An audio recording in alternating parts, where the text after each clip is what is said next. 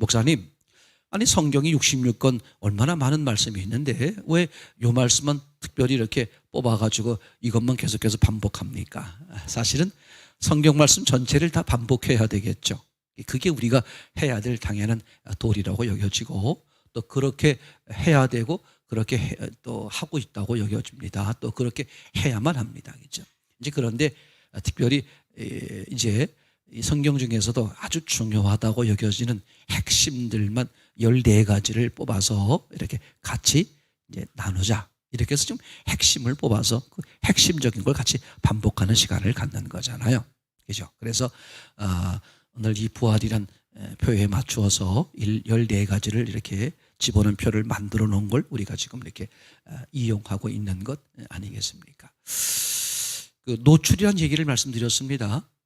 노출이 왜 중요하냐? 그죠? 나를 노출시키는 게 왜 중요하냐? 우리는 세상 문화예요. 세상 문화에 알게 모르게 얼마나 많이 노출되어 있어요. 제가 그걸 아주 명확히 설명해 드릴 수 있는 방법 중에 하나가 팝콘 원리다, 그렇게 말씀을 드렸죠. 그래서 영화를 보다 보면 이상하게 저도 어릴 때 그게 사실은 대단히 궁금했어요. 참 궁금하게 느꼈던 거거든요. 뭐가 궁금했냐 하면은 영화관에 가면 꼭 팝콘을 팔더란 말이죠. 제가 그 어렸을 때도 그런 기억이 나는 것 같아요. 좀 큰 극장을 가보면 팝콘을 팔어. 그래서 저는 원래 영화라는 게 서양에서 들어왔기 때문에 그 서양에서의 영화가 들어오면서 그거의 패키지, 그런 문화가 한꺼번에 들어와서 그렇구나라고만 생각을 이제 했단 말이죠. 이제 그러면서 뭐 나라마다 좀 틀릴 수 있지 않을까 싶었는데, 어느 나라나 그 영화를 보는 경우는 간식으로 팝콘들을 많이 이용하더란 말이죠. 그러다가 제가 이제 어느 이렇게 누구 얘기를 이렇게 들어보니까 그 영화가 20넉장에 정지되어 있는 그 사진을 적당한 속도로 돌려서 그게 움직이는 영상을 만드는 거라 그러는데, 그 20넉장 속에 들었는지 20넉장 플러스 한 장을 더 하는지는 모르겠습니다만 거기에 팝콘 그림을 한 장을 집어넣는다는 거예요.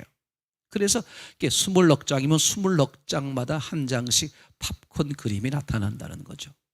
그런데 우리는 그걸 우리 눈으로는 인식을 못해요. 워낙 빠르게 돌아가니까. 근데 우리 눈 말고 나의 뇌에서 말이죠, 거기서 그거를 인식을 한다는 거예요. 그러니까 나도 모르게 팝콘. 그렇게 영화를 보다 보면 그렇게 되고, 그래서 나도 팝콘을 먹어야 되겠다 하는 생각이 들고, 그러다가 점점 나중에는 이제 영화를 보러 가면 당연히 팝콘을 먹는 것으로 그렇게 이제 그런 거죠. 마치 그것처럼 우리가 세상 문화에 나도 모르게 이렇게 노출된 삶을 살다 보면 어떻게 되겠습니까? 거기에 젖어들게 되겠죠. 그죠? 이게 참 정말 무서운 얘기가 되는 거거든요. 그죠? 뭐 가랑비라 그랬습니까? 옷 젖는 줄 모른다고. 그죠? 나도 모르게 거기 그 문화에 빠지다 보니까, 그래서 옛날에 우리 어른들이 우리 이제 가정교육할 때, 그죠? 친구를 잘 사귀어야 된다, 그런 얘기를 하잖아요. 또 친구 따라 강남 간다, 이런 말도 하기도 하고요. 그러니까 자기가 놀고 있는, 주로 이렇게 즐기고 있는 곳에서 거기 자기도 모르게 그걸 보고 배우고 이제 그렇게 되지 않겠습니까? 이게 그런 원리구나. 그죠?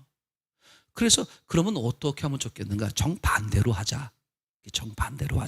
팝콘 원리에 정반대로 하자. 우리는 하나님 앞에, 즉 말씀 앞에, 우리의 주인 되시는 예수님 앞에 우리를 뭐하자? 우리를 노출시키자. 이런 이제 이 생각을 하게 된 거죠. 그러면 이제 노출시키다 보면, 그죠? 그 말씀이 실제 살아계신 하나님이시고 살아계신 예수님이시니까, 그죠? 나는 그걸 노출시키는 걸 반복하다 보면 어떻게 된다? 그 말씀이 나를 지배하게 되고 내 삶의 속속들이 이렇게 침투하시면서 내가 잘못되어 있는 부분부터 해서 모든 걸 이렇게 바꾸어 나가신다. 이제 그래서는 이제 그것을 좀 강력히 이제 말씀을 드리고 싶은 거거든요. 우리가 자꾸 어떻게 하자? 하나님 앞에 나를 노출시키는 삶을 살자. 근데 하나님이 나와 어떻게 교제하십니까?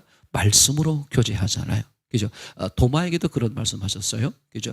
아버지를 자꾸 보여달라 그러니까 나를 본 자가 아버지를 본 것이다. 그죠? 그렇게 말씀하는 장면이 나오죠. 그러니까 하나님은 우리와 영이시기 때문에 이제 말씀으로 서로 교제하시는데 결국 우리가 이 말씀 속에서 하나님을 만나고 그죠? 하나님의 음성을 듣고 하나님과 깊은 교제가 이루어지는 거잖아요. 그러니까 하나님 즉 예수님 즉 말씀이신 그분 앞에 우리를 계속 노출시키다 보면 우리 거 굉장히 중요하죠. 그죠? 옛날에 제가 청년 시절에 들었던 얘기예요. 무슨 얘기냐 하면 천주교에서 아주 강력하게 한 이야기가 있었어요. 제가 그게 지금도 그런 말을 거기서 하는지 모르겠는데 제가 누구에게 들었습니다. 뭐냐 하면 두 살 때 이렇게 자기네에게 맡겨라 이거죠. 그때 자기네에게 맡기면 그 아이를 책임지고 훌륭한 사람으로 키우겠다. 이제 그런 얘기를 제가 들었던 기억이 나요. 3살 버릇이 80 간다 그러잖아요. 우리나라 속담이니까 우리나라에서 3살 그러면 실제는 몇 살을 말하는 거예요? 2살을 말하는 거겠죠. 이 어릴 때에 무엇을 보고 무엇을 접하고 무엇 속에 있었느냐에 따라서 그의 삶이 지대하게 어떻게 된다? 아주 큰 흐름에서의 영향을 받는다. 이렇게 말씀을 드렸죠. 저희가 기조 세미나 할 때 이런 얘기 하잖아요. 이 사람이 가장 중요한 시기가 언제다? 바로 엄마 뱃속에 있을 때다. 정말 저는 그건 아주 강력히 주장하고 싶어요. 엄마 뱃속에 있을 때 그의 성향이 거의 결정이 저 혼자의 주장이에요. 저 혼자의 주장인데 이제 아동 때 어릴 때 거의 영향을 받는다 이렇게 학자들은 말합니다만 저는 더 강력하게 뭐라고 말하고 싶으냐면 엄마 뱃속에 있는 그 10달 동안이 너무 중요하다. 제가 왜 그렇게 자꾸 이제 좀 심하게 좀 강조하고 싶은 거냐면 이렇게 되는 거. 여러분 천국이란 천년이라는 의미의 천국, 천년 사람 우리가 말할 때 천년 그러면 그 의미가 뭐냐면 영원한 세계 이러잖아요. 그럼 천국의 영원한 세계는 어디서 결정하는 거예요? 이 땅의 100년에서 결정하는 거예요. 맞습니까? 천국은 이 땅에서의 100년을 어떻게 살았는지, 이 땅의 100년에 어떤 영향을 받고 살았냐에 따라서 천국과 지옥이 결정되는 거죠. 그걸 제가 이제 그런 각도로 보는 거예요. 그러면 이 땅에서의 100년의 삶은 어디에 가장 큰 영향을 받을까? 엄마 뱃속 10달이 가장 큰 영향을 준다. 저는 그렇게 생각해요. 그래서 저는 기초가 중요하고 본질이 중요하고, 그죠? 저는 이걸 굉장히 강조하는 이유가 성경의 원리가 하나님이 그런 원리로 하시고 계신다. 이런 나름대로의 확신이 있기 때문에 제가 계속해서 이제 말씀을 드리는 거죠. 앞으로 가면 갈수록 저는 어떻게 된다고 생각하냐 하면, 그죠? 지엽적이요, 외모적이요, 드러나는 것 가지고선 평가하고 분별하기는 거의 점점 불가능하게 된다. 주님도 성경에 뭐라고 써 있냐면요. 악한 영이 그죠? 그때가 가까우면 가까울수록 그죠? 하나님만이 하실 수 있어 보이는 기적 같은 것을 악한 영도 한단 말이죠. 그죠? 할 수만 있으면 믿는 자까지 다 도려내려고 하는 게 악한 영의 전략이기 때문에 날짜가 급하고 가면 갈수록 그놈들은 최후 발악. 그럼 최후 발악이란 게 뭐예요? 인간적 기준으로 보면 혹할 만한 것, 유혹당할 만한 것. 그게 뭐겠어요? 외모요? 보이는 거죠. 그죠? 그러니까 외모요? 보이는 쪽으로 더 강력하게 역사할 거다. 그것에 대한 대표적인 것 중 하나가 기적입니다. 그러니까 악한 영이 가면 갈수록 강력한, 이거는 하나님 외에는 할 수가 없을 것 같아 라고 여길 수 있는 것까지도 동원해서 어떻게 된다? 사람을 흐트러 놓는다. 그러면, 그죠? 제가 계속해서 드리는 말씀이지만 그러면 결국 무엇으로 분별할 수 있느냐? 기초요? 본질이다. 그죠? 제가 의정부역에서 권사님을 뵙기 위해서 잠깐 기다리는 동안 만났던 그 신천지 젊은, 신천지가 아니라 하나님의 교회 그 젊은 전도사님, 결혼은 하신 것 같고 30대 후반이나 40대 초반 같은데 아마 이제 이렇게 표현은 전도사님인데 거기 사역자라는 생각이 들어요. 뭐 중후하게 생기셔서 뭐 전도를 하러 나오신 것 같아. 그분하고 얘기하는데, 그죠? 뭐 이렇게 부분적인 거 가지고는 서로 뭐 교회들도 성도들도 부분적인 것에서는 조금씩 다르잖아요. 장로교나 감리교나 침례교나, 그죠? 침례교에서는 침례라고 말하는데 어떤 교회에서는 세례라고 말하기도 하고요. 어느 교회에서는 사도신경이 있는데 침례교에는 사도신경이 없다든지 뭐 부분적으로 다르기 때문에 그것 가지고 이렇다 저렇다 말하기가 어려울 수 있단 말이죠.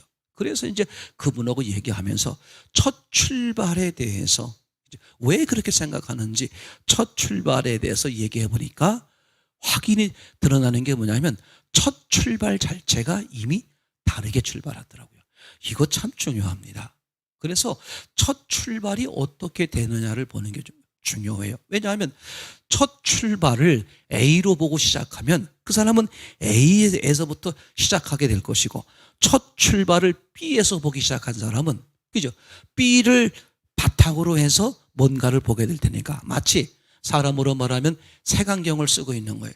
빨간색 안경을 쓰고 있는 사람과 파란 안경을 쓰고 있는 사람을 같은 자리에 갖다 놓고 같은 걸 보게 해도 어떻게 보여요?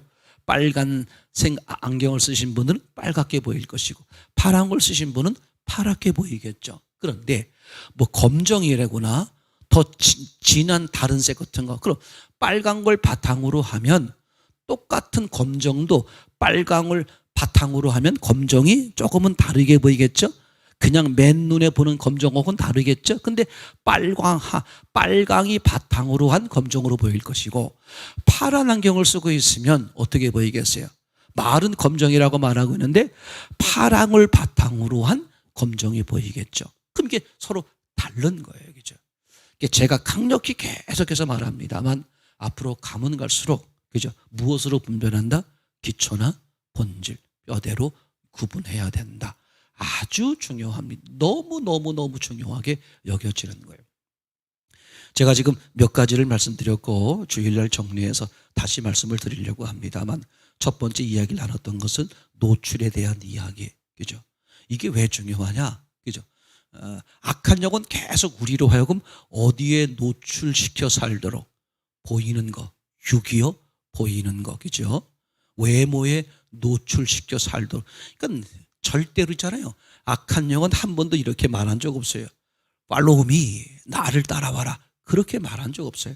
그렇게 말하시는 분은 예수님밖에 없어. 예수님의 사람만 나를 따라와라. 예수님이 그렇게 말씀하셨고, 사도 바울이 디모데에게 그렇게 말하기도 하고요. 나를 따라오라는 거예요. 그죠? 이 예수님은 항상 나를 따라와라 그렇게 말해요. 근데 악한 영은 한 번도 나를 따라와라 그렇게 말하지 않는단 말이죠. 그러니까 악한 영은 어떻게 하느냐? 사람들로 하여금 자꾸 어디에? 노출시키는 거예요. 어디에? 외모에. 그러니까 하나님이 아닌 것에 자꾸 노출을 시키면, 노출만 시키면 악한 영은 저절로 이기는 거예요. 그죠? 노출시켜서 그 노출된 곳에 사람들이 이끌려 살다 보면 맨 끝에 가면 어디가 있어? 악한 영 품에 있는 거란 말이죠. 악한 영이 그런 전략을 쓴단 말이에요. 절대 나를 따라와라 그렇게 말하지 않는단 말이죠. 그렇죠? 그러니까 우리는 그 악한 영이 쓰는 전법, 즉 세상 문화, 외모요, 세상이요, 이 땅이요, 보이는 것이요, 거기에 자꾸 노출시켜 살도록 만드는 거죠. 그죠? 그럼 우리는 거기에 노출시켜서 나를 살다 보면 나도 모르게 내 의지와 상관없이 어떻게 돼요? 거기에 내가 나도 모르게 물이 들어요. 이게 이제 어렵고 힘든 거란 말이죠. 그러면 그걸 반대로 하자. 나를 자꾸 어디로 하자? 하나님 쪽으로 노출을 시키자. 이거 아주 중요합니다. 하나님 앞에 나를 계속 노출시키는 작업을 하자는, 그게 어떤 것이든지 좋아요. 예배가 됐든 성경을 읽든 기도를 하든 전도를 하든, 하나님을 인식하든 묵상하든, 하여튼 하나님 쪽으로 내가 할 수 있는 모든 걸 다 동원해서 함께 하자, 그런 말이거든요. 이제 그걸 중구난방으로 하다 보면 비효율적일 수도 있고 또 핵심적인 걸 놓칠 수도 있으니, 공동체에서 이런 걸 만들어서 더 효과적으로, 효율적으로 이렇게 하자 해서 이제 여러 가지 방법을 우리가 이제 만드는 거잖아요. 제가 처음에도 말씀을 드렸습니다만 가정 예배 드려야 합니다. 이거 제가 강력히 말씀을 드렸어요. 근데 제가 정말 제가 이게 옳다고 여기는 게 가면 갈수록요. 그죠? 뭐가 무너지고 있다? 가정이 무너지고 있다. 어저께도 우리 아내하고 저녁에 이제 같이 이야기하면서 서로 들었던 얘기, 알고 있는 얘기를 같이 나눴습니다만 지금요, 보세요. 예전에는 말씀을 드린 것처럼 60, 70 정도면 대개 다 소천을 하셨어야겠죠. 근데 지금은 거의 뭐 90, 100세 막 이렇게 지금 100세 넘으신 분들도 막 그냥 막 계시고 막 이제 그런 시대였지 않습니까? 그러다 보니까 어떻게 되겠어요? 30년, 40년을 서로 마주보고 살아야 돼. 옛날에 나온 얘기인데 제가 생각이 나서 한번 얘기하겠어요. 60, 70, 80인가 70, 80, 90인가 옛날에 나온 얘기니까 60, 70, 80의 얘기겠죠. 60대 아저씨 할아버지 그 당시 할아버지였죠. 60대 할아버지, 70대 할아버지, 80대 할아버지가 이제 이렇게 같이 공원에서 만났는데 60대 할아버지가 얼굴이 많이 깨졌어요. 70대, 80대 할아버지가 야, 넌 왜 깨졌냐? 어떠니까 60대 하시는 말이야. 글쎄 마누라가 나가길래 어디 가냐고 물어봐가지고 저 터졌다. 그래. 근데 70대 분도 얼굴이 깨져 있어. 너는 그래도 낫다. 나는 나가는 거 쳐다봤다고. 나가는 거 쳐다봤다고. 터졌다. 이제 그런. 80대는 하는 말이, 야, 그래도 니들은 낫다. 나는 야, 아침에 눈 떴다고, 야, 쳐 맞았다. 이게 그 당시에 오래전에 나온 얘기예요. 근데 이게요, 여러분, 심각하게 생각하셔야 할 게 뭐냐 하면, 이죠. 제가 왜 젊은 친구들한테 꼭 신앙 좋은 사람 만나야 된다. 제가 그냥 하는 얘기가 아닙니다. 난 이걸 오래전부터 봤어요. 그래서 제 마음에 이걸 어떻게 할까? 그죠? 앞으로 가장 많이 무너지기 시작하는 게 가정이 무너지는 거예요. 여러분요. 제가 수도 없이 말씀을 드렸어요. 그죠? 이게 여러분 생각해 보세요. 같이 살붙여 산다고 이게 가족이 아니야. 이 사람은 영이 문제예요. 영이 하나가 돼야 돼. 육이 아무리 하나가 돼도요. 그때뿐입니다. 영이 하나가 돼야 돼요. 옛날에 어떤 분이 그렇게 하셨어요. 그분은 꼭 그분과 결혼하고 싶은가 봐. 수십 년 전 얘기입니다. 그래서 그분이 저한테 하는 말. 제가 이제 어떻게 말하는지를 아니까 미리 그분이 선수를 쳐서 그 청년이 선수를 쳐가지고 저한테 이렇게 하여 결혼하면 예수 믿기로 했습니다. 예수 믿는다 그랬어요. 그렇죠? 결혼할 사람이 신앙생활을 안 하시나 봐. 근데 이분은 이제 결혼하고 싶으니까 또 목사님은 별로 그걸 좋아하지 않는다는 걸 아니까 미리 선수를 치고 말하는 거예요. 이제 결혼하면 교회 다니기로 했어요. 또 그렇게 하는 분 계시고 또 어떤 분은 어떻게 저한테 항변하셨냐 하면 목사님 꼭 결혼한 사람만 해야 됩니까? 신앙생활 하는 사람하고 해야 됩니까? 신앙 안 하는 사람하고 결혼해서도 그 사람 이렇게 전도하는 것도 큰일 아닙니까? 그죠? 그분은 그렇게 얘기해요. 진심으로 말한 건지 아니면 그냥 말한 건지는 모르겠는데 또 당신이 그렇게 하려고 그래서 자기는 안 믿는 사람하고 결혼하려고 그러고 한 건지는 모르겠는데 내 기억은 안 나는데 하여튼 그분이 저한테 이렇게 좀 강한 액션으로 아니 안 믿는 사람하고 결혼해가지고 그 한 영혼을 예수 믿게 만드는 것도 큰일 아닙니까? 그죠? 근데 제 기억엔 그거 참 좋다. 그렇게 하시라. 제가 그랬던 것 같아. 그 한 사람 신앙 만드느냐고 일생 다 바치는 거예요. 왜 그런 바보 같은 짓을 해요? 하나님의 특별한 계획이 특별한 의도가 없는 한, 그죠? 신앙생활 잘하는 사람하고 결혼하는 게 얼마나 중요한. 근데 그게요. 그때는 잘 몰랐어. 60세, 70세 정도 되면 다 소천하니까 서로 바쁘게 살다가 소천하다 보면 서로 뭐 이렇게 만나서 함께 눈 마주치고 뭐 같이 있을 시간이 별로 없어. 근데 지금 시대는 어때요? 막 100년씩 있는단 말이에요. 그죠? 그러면 이제 자기 중요한 일들을 손을 놓고 3, 40년을 함께 지내야 돼. 그럼 생각해 보세요. 영이 안 맞으면요. 이게 정말 쉬운 일이 아닌 거예요. 제가 청년 시절에 교회를 처음 나갔을 때 경험한 건데, 저와 가까운 분의 이제 제가 누나라고 부를 수 있는 이제 그분이에요. 근데 그 두 분이 결혼하셨는데 집안에 문제가 많이 있었어요. 근데 동창이야. 동창끼리 결혼한 거야, 이제. 근데 이제 저의 얘기를 이제 통해서 들어보니까 한 분은 장로교 다니시고 한 분은 이단 종파에 다니시는 분이야. 너무너무 사랑하고 하니까 뭐 별 또 이렇게 연애해보니까 별 걸리는 게 별로 없어. 그래서 이제 결혼을 했다. 그리고 살다가 사내 못 사내 뭐 결국은 이제 뭐 아주 오래전에 이렇게 이제 헤어지게 됐죠. 그 후에 제가 또 어떤 것에 대해서 의문점을 많이 갖게 됐냐 하면 식구들이 왜 이 교회 저 교회 흩어다니냐 이거죠. 저는 그거에 굉장히 중요하게 봤던 사람이에요. 제가 왜 그렇게 들었냐 하면 신앙은 기초가 중요하다. 저는 그거 확실하게 합니다. 기초가 중요하다. 다시 말하면 영이 같아야 돼요. 그러면 예를 들어 이렇습니다.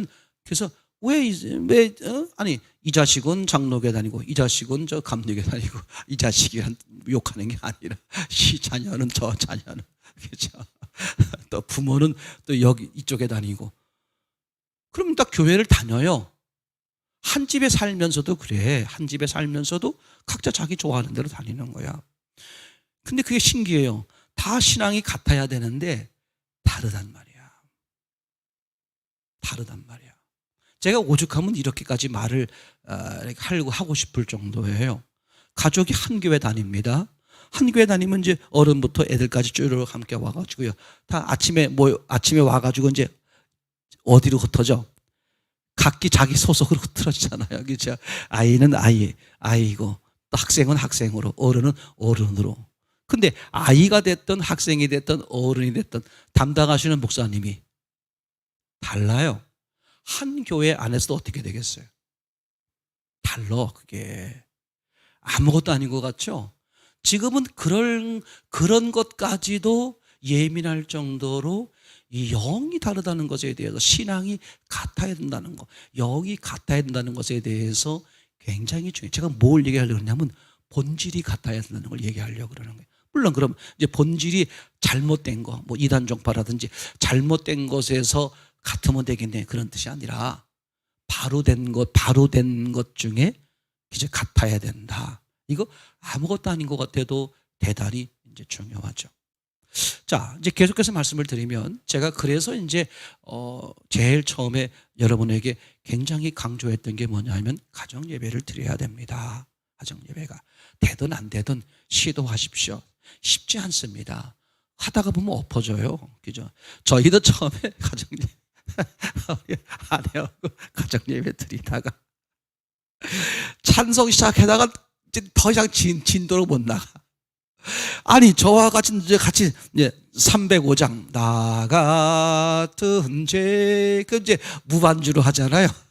그럼 내 키와 아내 키가 서로 달라. 하다가 서로 한참 부르다가 서로 웃고 서로 맞네 안 맞네 티격태격거리고 별일이 많아요. 그래서 그 가정예배 처음 드리다가 중간에 뭐 한참 싸우고 엎어지기도 안 드려 하고서 이제 그만두는 것도 있고 여러 가지 많이 있지만 결국은요, 그죠?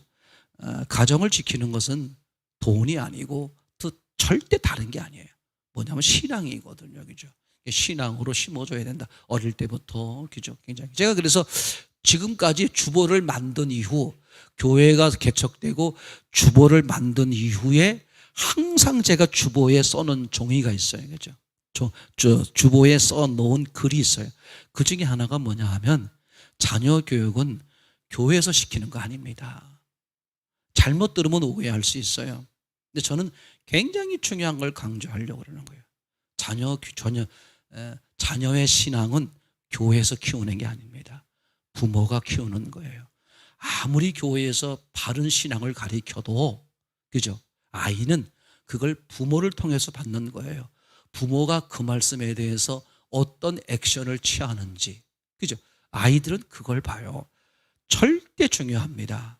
이건 아이들은 부모가 제1순위이기 때문에 부모가 이 문제에 대해서 어떻게 생각하는지를 더 눈치를 보는 거예요.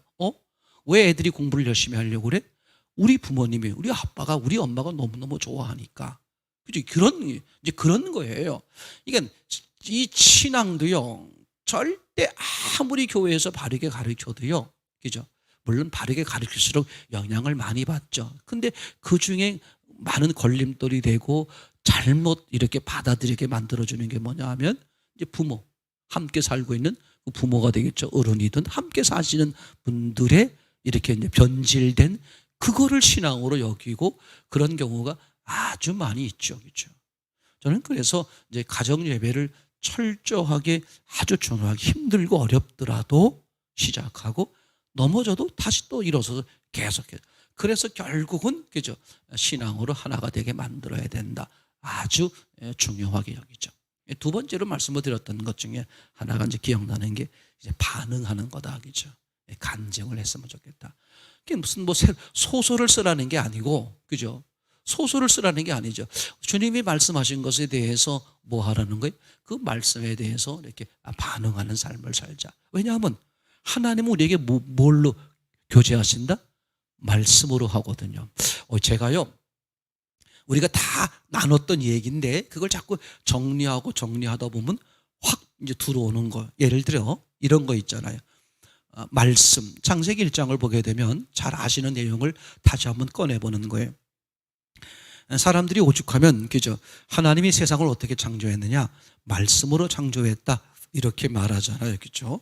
그래서 말씀으로 창조했나를 실제로 보니까 창세기 1장에 보게 되면 말씀으로 창조하자 쭉, 그죠? 말씀으로 창조하시는 장면이 나오죠.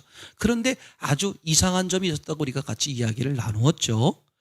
땅을 창조하실 때는 말씀하셨다는 이야기를 안 하셨단 말이죠. 그죠? 창세기 1장 1절에 보면 태초에 하나님이 천지를 창조하시니라 이렇게 되어 있지.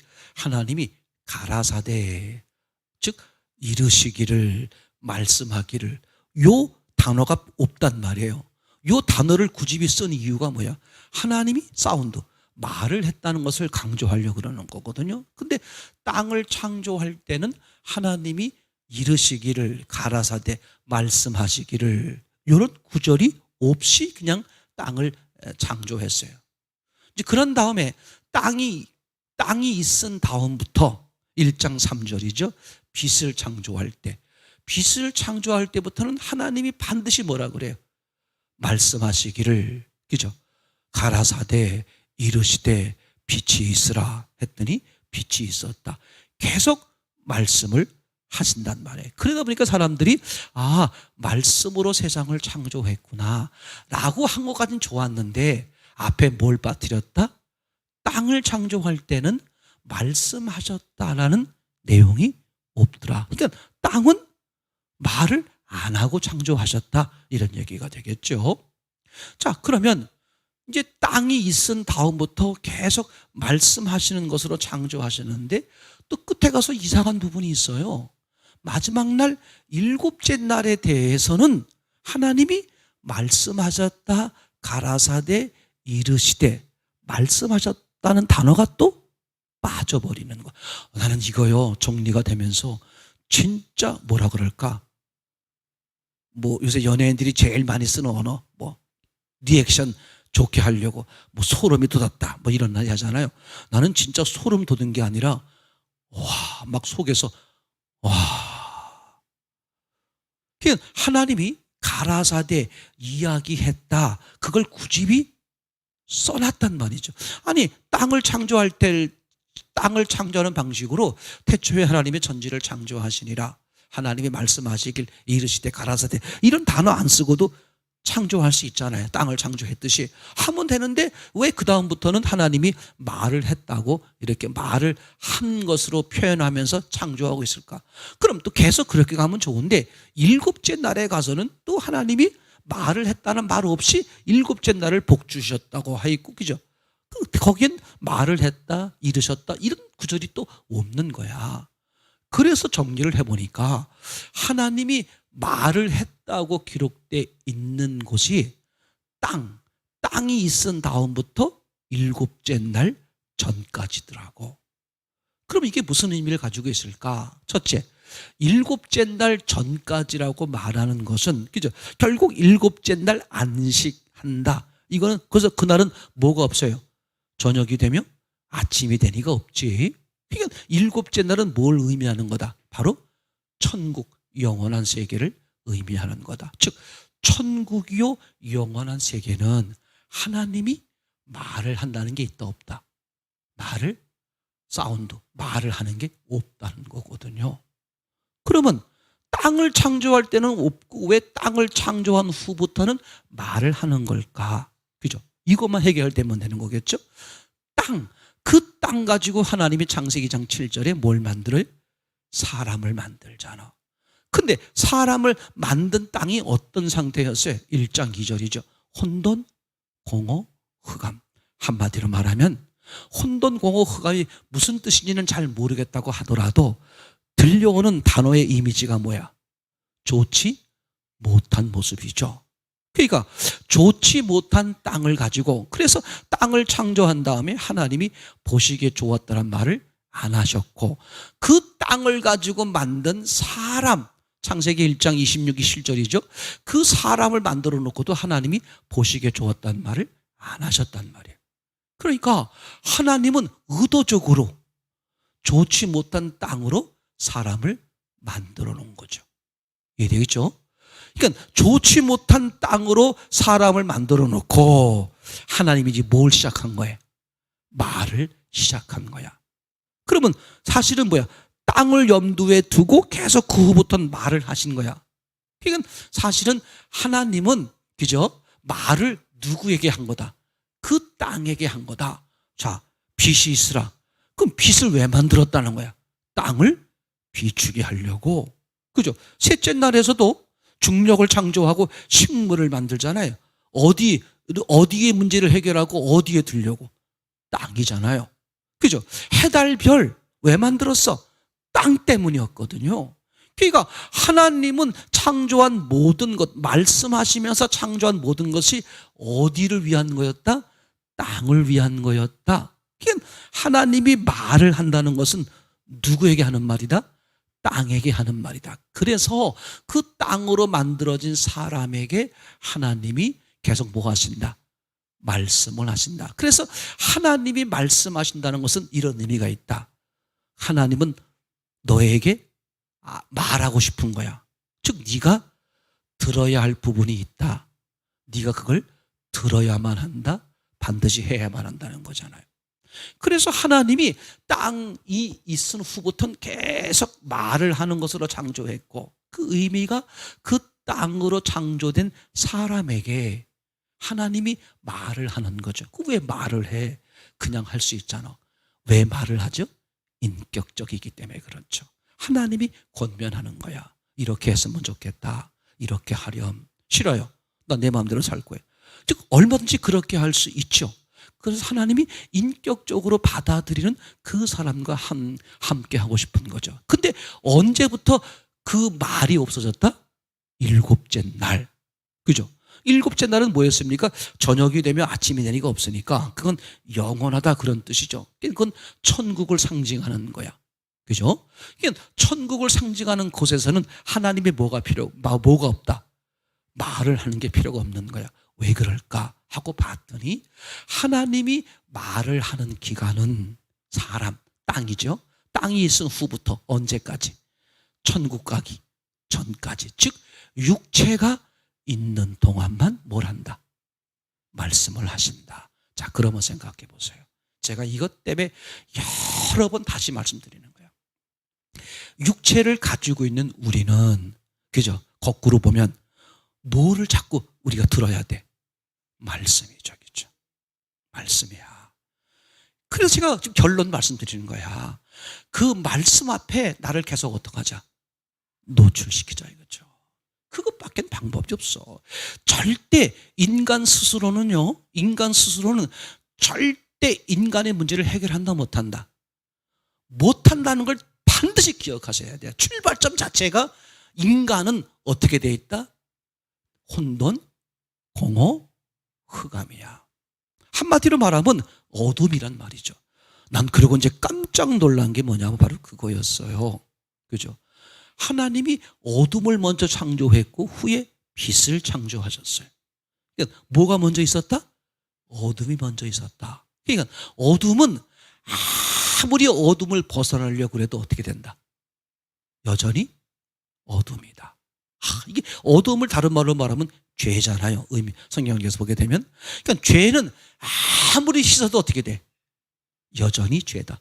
어두움은 아무리 제거하고 닦아내도 뭐다? 여전히 어둠이다. 그러고서 이제 마태복음 12장, 누가복음 11장에 보면 너무 놀라운 거야. 귀신이 쫓겨나서 그 사람이 온전해진 거야, 이제. 온전해졌으니까 어떻게 돼요? 온전해졌으니까 이제 뭐 귀신이 쫓겨난 다음에 뭐야? 집을 수리하고 청소하고 그냥 깨끗하게 해놨어. 완벽 깨끗하게. 귀신하고는 상관이 없어. 근데 귀신이 돌아다니다가 갈 데가 없으니까 거길 다시 왔어요. 깨끗이 청소가 되어 있는 거야. 자기보다 악한 귀신 7을 데리고 다시 들어왔다 그랬어요. 무슨 뜻이야? 귀신은 아무리 쫓아내봐야 여전히 그 사람의 상태는 뭐다? 귀신의 소굴이다. 이걸 다른 말로 말하면 어둠을 아무리 제거해봤자 여전히 뭐다? 어두움이다. 그러면 어둠을 해결하는 유일한 방법이 뭐다? 빛을 받아들이는 거다. 그렇죠? 그러면 귀신을 아무리 쫓아내도 소용없어요. 실제로요. 이건 실제 사건입니다. 제 친구 목사님 중에 김견 목사님이라고 여러분 잘 아시는 목사님이에요. 그분 누님이 남편이 군인이신데 군목회를 하셨어요. 근데 군목회 하시다가 이제 나오셔서 이분이 이렇게 이제 지역에서 이제 기도원 같은 식으로 하셨는데 주로 어떤 은사가 있었냐면 귀신을 쫓는 은사가 있으셨어요. 저는 직접 보진 않았는데 이 동생분의 얘기를 들어보니까 어느 권사님이나 뭐 이런 분들이 이제 기도하러 오셔서 이제 귀신 들었다고 귀신 쫓아내고 막 그렇게 해주신대요. 그래서 귀신이 쫓겨나가가지고 정신이 온전해졌어요. 근데 너무 놀랍대. 몇 달 지나면 그분이 또 온대. 또 귀신 들렸다고. 저는 이걸 실제 사례를 못 봤을 뿐이지 저는 이 원리를 처음부터 가지고 있었어요. 하나님이 그런 걸 주셨어요. 귀신은 아무리 쫓아내도 소용없어요. 어두움은 아무리 씻어내도 뭐예요? 여전히 어두움이야. 그럼 어둠을 해결하는 딱 방법은 뭐예요? 빛을 받아들이는 거야. 그럼 잘 드세요. 귀신 들린 사람이든 악한 영의 지배를 받는 사람이든 아주 간단해요. 그거 쫓아내는데 신경 쓰지 말아요. 이제 뭘 먼저 하라? 예수님을 영접하는 걸 먼저 하세요. 이게요 아무것도 아닌 것 같죠? 자꾸 악한 영에 휘둘리는 사람은 그거 자꾸 쫓아내려고 그거하고 멀리하려고 바둥바둥 하지 마세요. 어떻게 알아? 예수님 앞에 말씀 앞에 나를 자꾸 노출시키고 그분하고 함께 지내요. 제 말 이해되나요? 그래서 이제 보세요. 그러고서 복음서에 보시면 이거 놀랍지 않아요? 귀신이 쫓겨났단 말이야 그 사람이. 누가복음 5장에도 나오죠. 거라사 지방에 있는 귀신이 쫓겨났어요. 근데 그 사람이 이제 온전해졌다는 거야. 성경에 써 있어. 온전해졌다는 거야. 근데 거기서 이제 그 돼지떼 사건 벌어졌잖아요. 동네 사람 나와가지고 그 기적 사건을 보고선 뭐라고 말해? 신기하게 말하죠. 유대인들은 기적 체험하면 어떻게? 막 쫓아다니잖아요.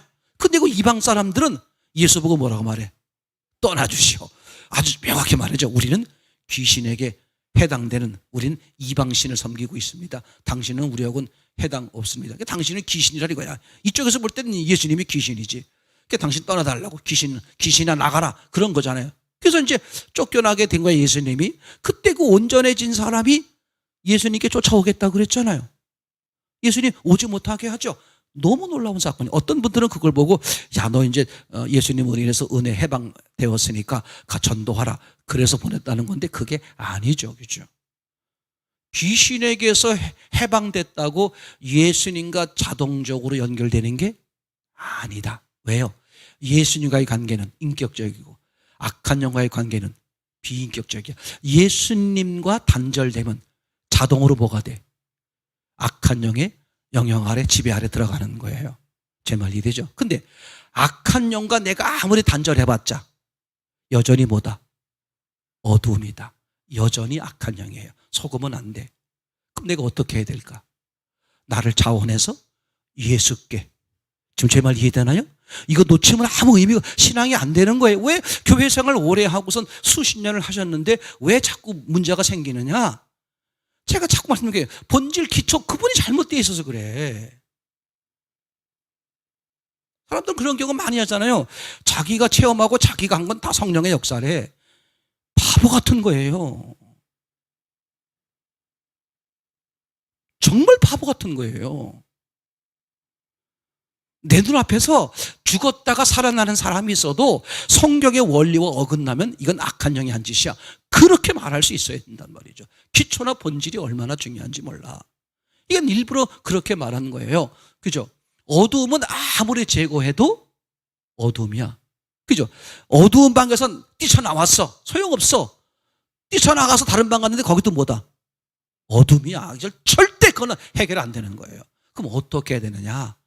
빛을 받아들이는 거예요. 예수님을. 그것밖엔 답이 없어요. 그래서 그 쫓겨난 귀신이 다른 데 들어갈 때 있나 하고 찾아봐요. 근데 성경에 뭐라고 써있어요? 물 없는 집이 없더라. 물이 있어서 못 들어가겠다는 거야. 그래서 이 집에 와보니까 뭐가 없어?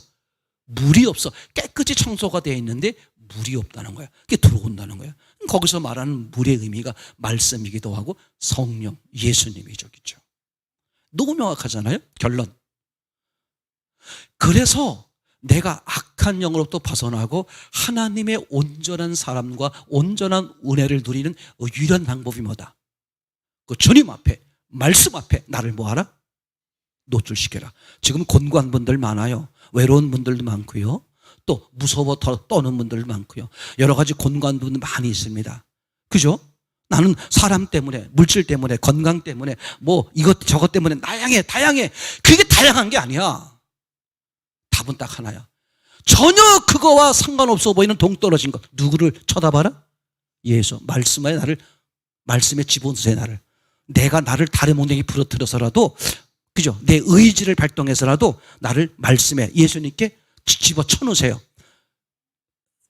이게 전혀 연결이 안 돼 보여. 세상적 시각으로 보면, 아니, 그건 사람 문제지. 이게 도대체 예수님과 무슨 관계가 있어? 전혀 그 몰라서 하는 말. 원리를 몰라서 그래. 원래 뿌리는 안 보이는 거예요.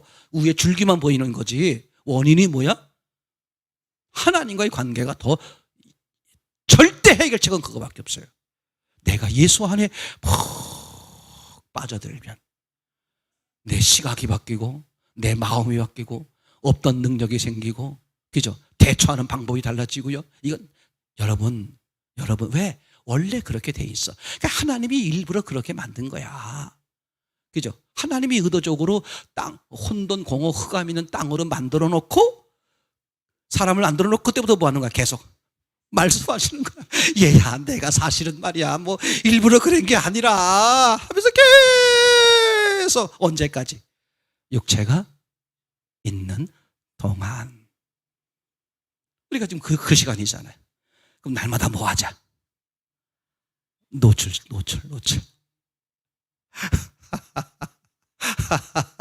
너무 확실해요. 다른 방법 없습니다. 예수님 고맙습니다. 예수님.